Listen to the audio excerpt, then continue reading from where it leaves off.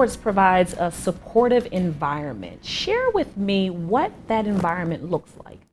Yeah, so a supportive environment is something people often overlook when they're looking for placement for their loved one.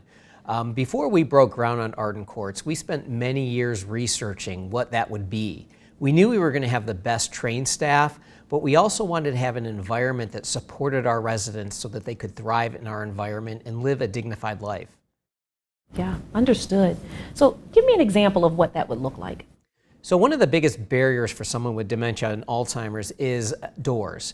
And so when we built Arden Courts, we designed our exit doors for our visitors to be camouflaged. We now have 13 exit doors in our community that open up into an expansive courtyard for our residents. And in that courtyard, there's a 1/4 mile walking path for our residents to be able to wander at their will and be free from harm. And when they're ready to come in, the path will funnel them in. Now, what happens, I think, at some of our other communities is those exit doors become a barrier. And the best way to illustrate this is by trying to create a real life an example for you. So imagine yourself being in a shopping mall and the door is locked when you go to exit. All you know is you need to be on the other side of that door. And what do? Do you yell? Do you scream? Do you pick something up and try to throw it through the door?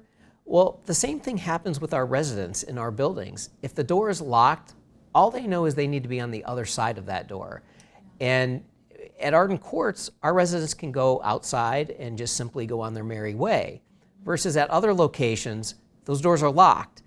The resident does exactly what you would have done in the mall. They start screaming, they may try to throw an object through the door, and the next thing you know, you have a nurse contacting a physician, a medication could be prescribed, some sort of anti-anxiety could be used. Next thing you know, a resident has side effects from that medication that could cause a fall.